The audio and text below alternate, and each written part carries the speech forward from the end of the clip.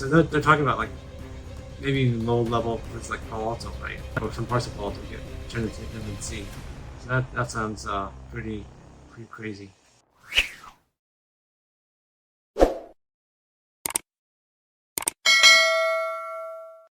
Hello everyone, my name is Tanaka, and I'm a member of the Palo Alto City Council. Today, I'm going to be reacting to the mega flood that's predicted to hit all of California. It is 5:56. A new joint study from UCLA and the National Center for Atmospheric Research finds a warmer atmosphere from climate change is putting California at major risk of what's called mega floods. Researchers say a mega flood will be similar to this summer's St. Louis and Kentucky area flooding, but across a bigger area.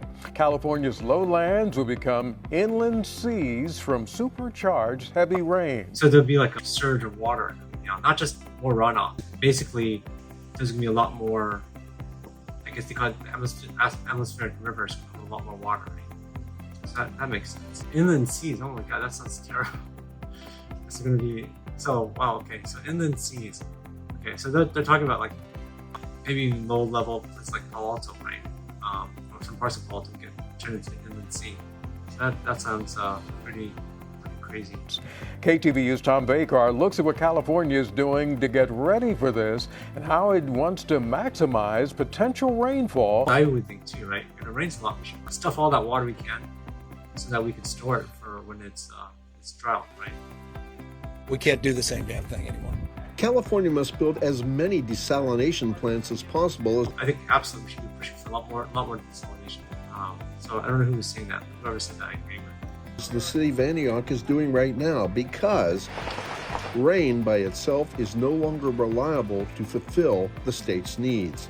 And yet, unreliable rains threaten California with massive flooding. These atmospheric rivers that are dumping massive amounts of rain overnight. The changes that we're seeing, these accelerated impacts of climate change, were not anticipated 10 years ago, even 5 years ago. I did hear that weather patterns are going to become more extreme. So I can kind of see that. But it's still hard to, how do you have a mega drought and a mega flood at the same time? I guess you don't necessarily. It just happens more, maybe, I don't know. You can't have a 1,200 year drought if in 30, 40 years you're going to have a mega flood, right? The Newsom administration believes those intermittent deluges can be turned into an asset. We have to adapt to that new reality, and we have to change our approach so we can capture more of that stormwater. I think Newsom's right. I think we've been relying on snowpack to store our water in the Sierras, but it's too warm now. We can't store water. So I think we need to build more of these kind of reservoirs so that so when it does rain, we can store what we get. So I think he's right about that. In other words, expand existing reservoirs and build more dams, plus increase the amount of water stored underground where there's already a lot of space readily available. I think they're right about that. I heard the farmers have just like pumped our reservoirs dry. So if there's a way to kind of inject the water in there as it rains, I think that would be a good thing.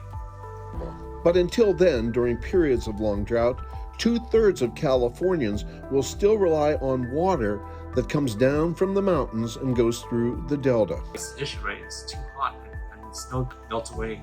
So it doesn't store the water anymore. So that's a big problem. We need to protect that source of drinking water for Bay Area communities on down to Southern California communities, including our agricultural economy. That's why the California Water Resources Director says desalination is so very critical. We have to create new water supplies through recycling and desalination. I think the best idea I heard on desalination is the Stanford study, which proposes to expand Diablo Canyon, which is a nuclear power plant, and have it desalinate water as well as generate power. So during the day when there's a lot of solar and wind power, you desalinate water, then at night you don't have to power up the gas generators to use nuclear power. Instead, fire up the gas generators to generate power at night when the wind and solar are down. Yeah, California is a huge producer of food, so I think we got to take this thing kind of seriously. Hey guys, thanks for watching our video. Comment down below on your thoughts on the mega flood and what you think the effects the flood will have on California. Thanks everyone for watching. If you like what you see, make sure to leave a like and subscribe. And don't forget to ring that bell to stay up to date with our channel.